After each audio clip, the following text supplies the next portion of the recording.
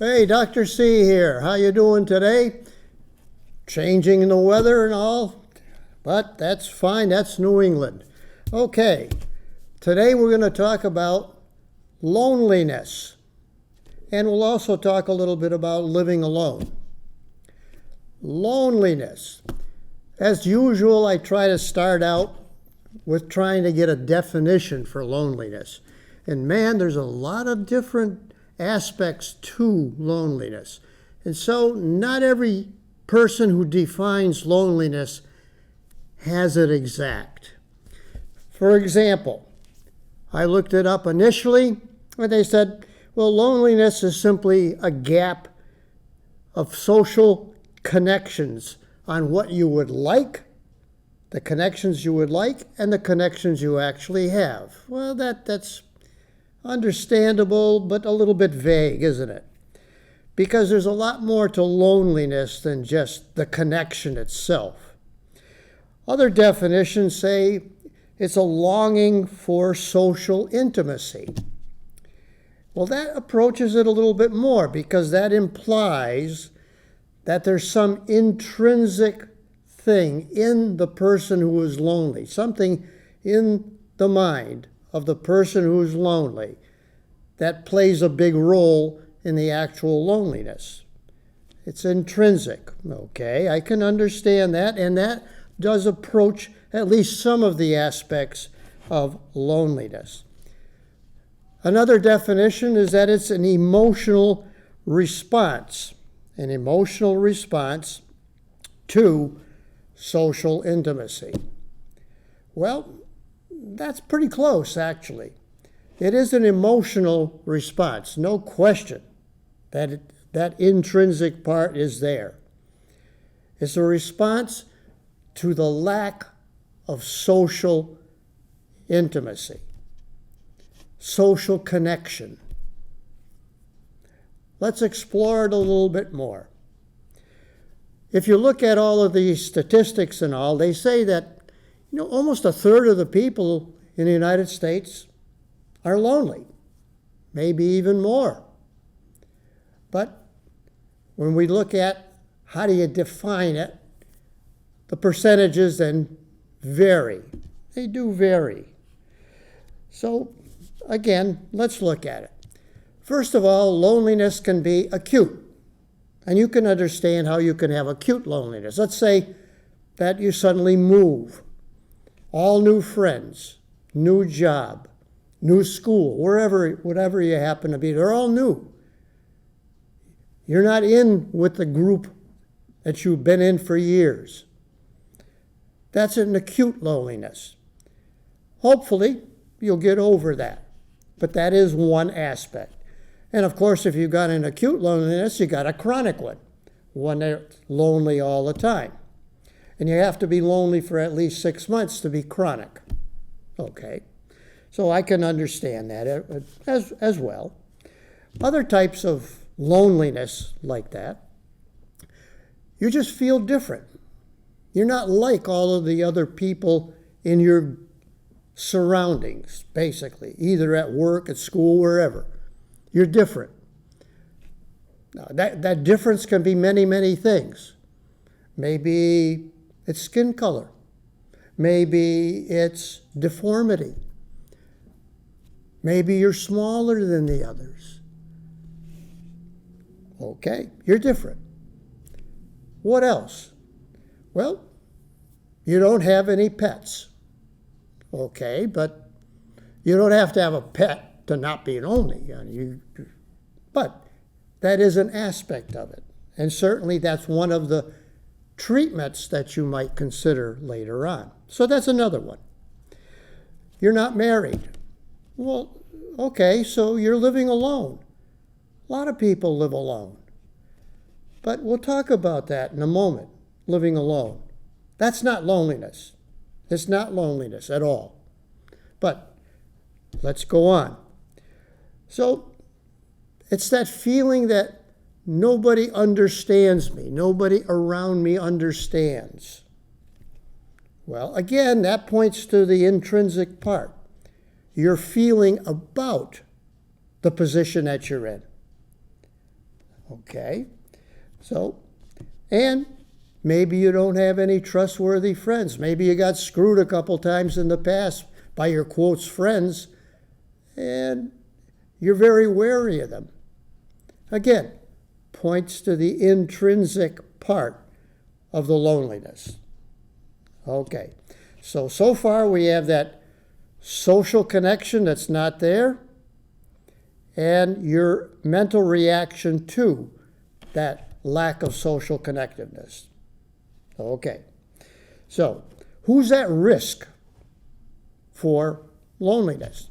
Well, when you look at the statistics and all, there seems to be 3 age peaks where loneliness occurs. Loneliness occurs in the late 20s. Why does it happen to be in that range? Well, by the late 20s, many of those younger people have already established what they want to do in life. But there are some who don't. They're still wandering. They still don't know what they want to do. And they may be in that loneliness category. Then there's another peak in the late 40s, early 50s. What is this peak? Well, that peak is usually what they call the midlife crisis era. Kids have moved out of the house, not getting along well with your spouse, midlife crisis. Okay. And then the final peak comes usually when you hit 75, 80 years of age and up. That usually is related to your spouse has passed away or poor communication with the spouse, families moved out. A lot of your friends have died off now. That is the third peak. So, does that tell you too much about it? No, well, no. It gives you another aspect of it. That's all. So who else is at risk for loneliness? Well, there's certain groups that seem to be at risk. Certainly, the LGBTQ community, because many of them have been in the closet for a while. So they may live alone or at least separate in their own little sphere for a considerable amount of time. So that puts them at risk for this loneliness thing. People who have been bullied throughout their life, especially those who have a deformity or people who are just chronically shy. They may have a mental disability, but there's something different about them. And so they get bullied a lot. They get bullied in school and even out of school as well. And so they are at risk. The people who have very little money, the poor, seems like they're always getting dumped on one way or another. They are at risk. The unemployed. You can be unemployed for a certain amount of time, then it begins to get to you for a while. Why am I unemployed? Why can't I find a job? What is it about this? So it seems that the world is against you. You're unemployed and you can't get a job you can stick to. So that puts you at risk. Now in the elder population, obviously losing a spouse, that puts you at risk. Losing all of your friends as you age. All your friends are beginning to die off or move away to Florida, whatever.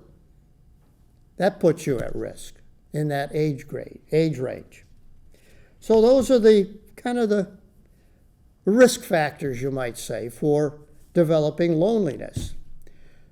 There are people who think that there's a hereditary component to this, because what they've done is they've looked at twins. Now, I'm talking true fraternal twins. They've looked at, there was one study did it with 8,000 twins, one of whom was lonely. Well, when you had one was lonely, what was the other one? And roughly about 40% of the other twin was in that lonely category. So that means 60% weren't. So even though it's a factor, it's not a big factor, but there seems to be a little genetic factor as well. Okay, so those are the ones who are, how do I identify who is lonely? Well, there are all sorts of different tests that you can run. Loneliness test, the biggest one is the UCLA loneliness test. When that originally came out, there were 30 questions in there. But when you looked at the questions, they were all very similar. I'll give you an example. Here's question 1. There's always someone I can talk to about my day-to-day problems. And if that wasn't true, you scored 0 on that one. I miss really having a close friend. I experience a general sense of emptiness. I miss the pleasure of the company of others. Well, you get the theme, the general theme, that social connection. But implied in that is your reaction, mental reaction to that lack of social connection. So that's just one, that UCLA test. Another one that they have, it was published in the AARP manual, or the magazine, I should say. Remember, you only have to be 50 to join the AARP. They'll take your money. And you're not an old person at 50, for God's sakes. But they'll take your money anyway. But they did publish a series. But again, when you look at this quotes test, number 1, how often do you feel unhappy doing so many things alone? How often do you feel to have no one to talk to? How often do you feel you cannot tolerate being so alone all the time? How often do you feel that no one understands you? You're getting the gist of that. They're all the same type of question. Why do you need 30 of these damn things to diagnose loneliness? You can usually do it in 2 or 3 questions, for God's sakes. But this goes to show that people who want to make a few bucks or make a name for themselves, they'll have a test. They'll make a test. Maybe put their name on the damn test, you know? So, unbelievable. So we found out too, and obviously I talked to a lot of seniors with my talks. They're estimated that when you look at the loneliness group in general, as I said, there's about 1/3 of the seniors who are lonely, who express that loneliness. Many of them are women, because women do outlive the men, no question there, and that may be why there are more women than men. But nevertheless, that seems to be an issue. Now, as I mentioned at the beginning, what do you do if you identify it in yourself? How do you treat it? Well, you treat it in the ways to increase that connectivity, social connectivity, but you also have to treat that intrinsic problem that's causing you to be lonely, the problem in your own brain. So what do you do? What do you do? Well, you can have a number of hobbies. A lot of hobbies out there, let's face it. That will occupy your time, take your mind off of that. You can volunteer. That doesn't, again, guarantee you're not going to be lonely. For example, if you go to the senior center and volunteer, are any of them really very close personal friends? I would dare say very few. But it is a volunteer opportunity, gets you out of the house, and you do at least make some connections socially. You can join specific support groups, and there are support groups for loneliness. You can also contact a lot of your friends on a regular basis, friends and family. I appreciate a big family. Heck, I got 10 kids, 17 grandkids. I can always call on family. So that's always a good thing, too. But regular communication. I didn't say one contact. I said regular contact with friends and family. Of course, exercise and a good diet because people who are lonely tend to put weight on too. They don't tend to exercise as regularly. You need to schedule that in. You can always adopt a pet, like I said at the beginning. Pets are great. Cat, dog, gerbil, whatever you want, you know. Just get yourself a pet. Keep busy. Keep busy doing things all the time. And of course, when push comes to shove, you get yourself a behavioral therapist. Not easy to find a good behavioral therapist anymore, but at any rate, it's on the list of how you can treat it anyway. I mentioned at the beginning that living alone is not loneliness. Yes, if you live alone, that's a risk factor for loneliness, a risk factor, but it's not the biggest risk factor out there. Now, on the last census, and they always use the census data for this, roughly about 28% of all of the households in the United States, 28%, stated that they lived alone. That's over 36 million people who live alone in the United States. And let's face it, there is a lot of social prejudice against people who live alone. There is. And it's magnified every day. You go to a grocery store, they want you to buy 6 or 8 of these, you get it at a half price. All of these things, mega stores, you buy these huge vats of different things like toilet paper, etc. You get it cheaper when you buy them by the bulk. Now that doesn't necessarily help somebody living alone. Let's face it. And so, society itself does not promote living alone. The cost of living alone is much more than living with a spouse or with another person. No question about it. You make more money at work if you're married than if you're single, because people who are in that finance department will prejudice you somewhat when you're single. Well, you don't need the money, you're single. You know. But this guy over here, he's got 3 kids and all. That's how they earn more money. Not because they're physically doing more. So there's prejudice out there, no question.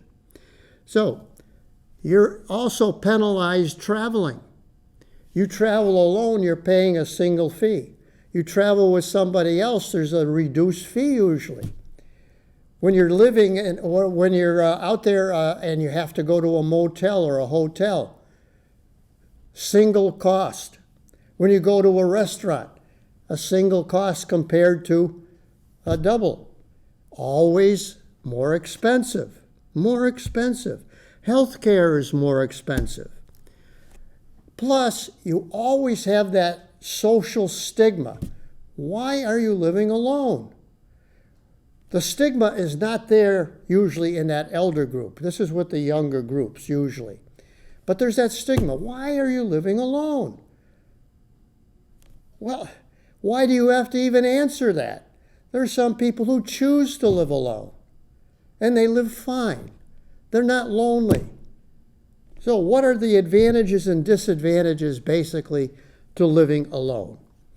Well, I'll deal with the small group first. The disadvantages.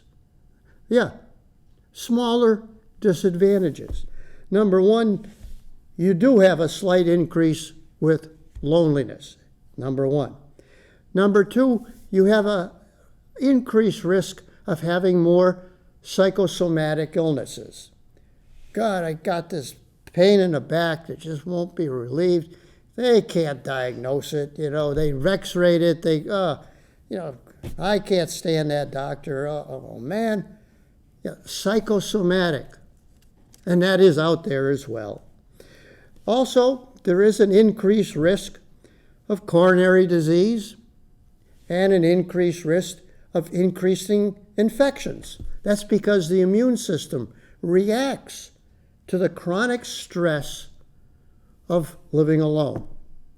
And again, it isn't the fact that you live alone that gives you this.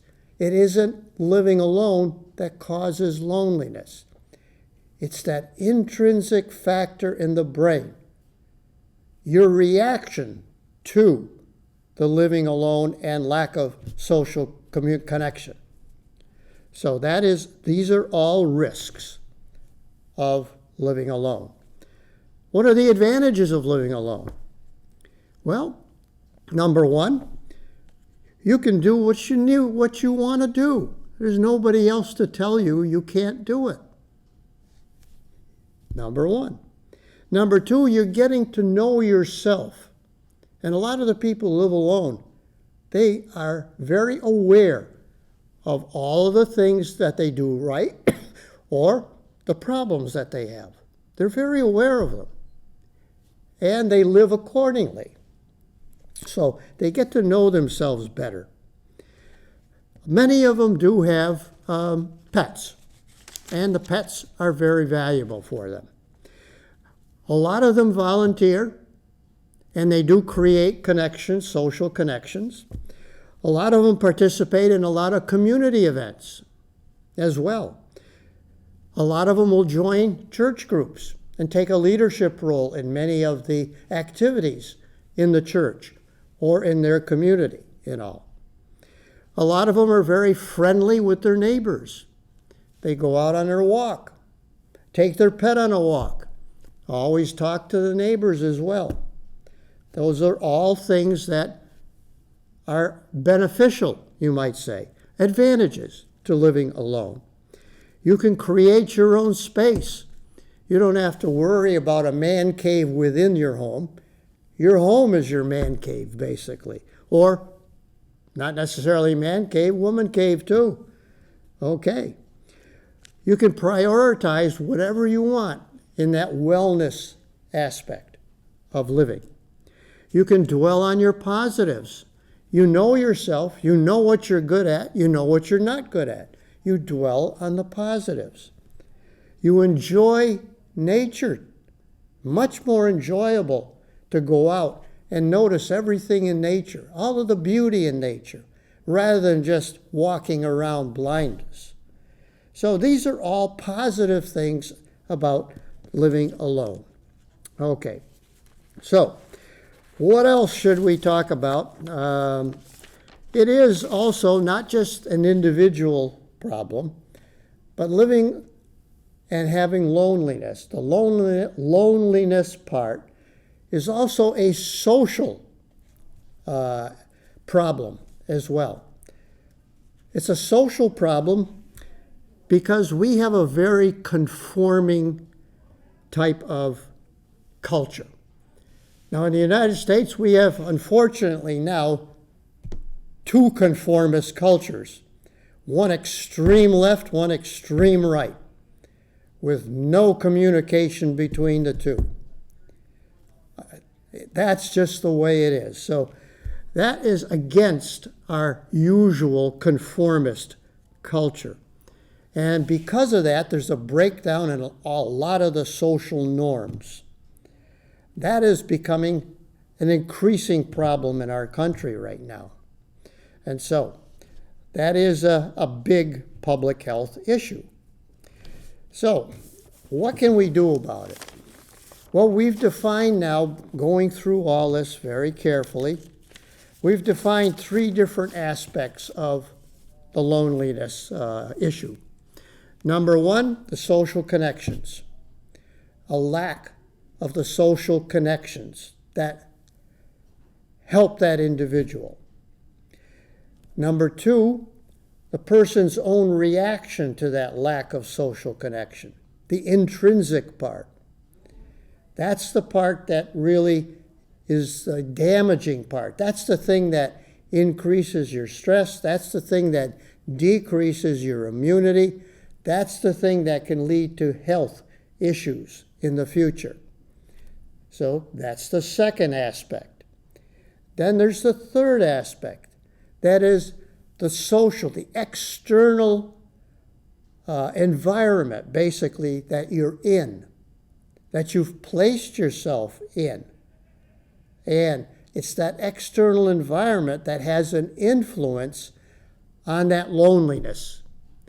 So those are the three different aspects that we need to address when you talk about it. I've told you a few of the things that you can do to help combat that. Some of them are very easy, very predictable. Some of them are not. Now for the elderly, those people now over 75, 80, who are in that last spike, let me talk to you just briefly about what you can do. Number one, you need to have an intimate friend. Now, by intimate, I don't mean a sexual intimacy. I just mean someone you can talk to, someone you can tell, boy, I have a problem now and I don't know what to do about it. Someone you can talk to. They may not have an answer, but they may know where to go to get the answer. You need someone you can talk to. Now, some people will talk to their therapist if they can afford it or if they can find one. Some will talk to family if their family is available. Some will talk to that intimate friend. You can't talk to a doctor anymore because you're lucky to even see a doctor when you go into the office. Some will talk to a priest or a minister. That has diminished considerably over the last couple of decades. Used to be very tight connection between a minister or a priest and their flock, basically. Not anymore. Not anymore. But that was one of the aspects that the seniors especially would turn to. And that was a good thing. So finally, what can the elderly do? Well, they can at least develop some type of external connection. Usually not with volunteering, but at least participating in a lot of the things that you can do, either at the senior center or the community level or your neighborhood level, but there are, or at the church, at a church, you participate in the groups. And hopefully you wind up meeting someone who has a similar issue. And then maybe you can connect. Maybe. So that's what the seniors can do. And that's basically all I have to tell you about loneliness and living alone.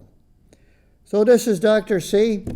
I hope at least you got a little bit out of this weird talk that I gave. And I hope you have a very nice day. Goodbye.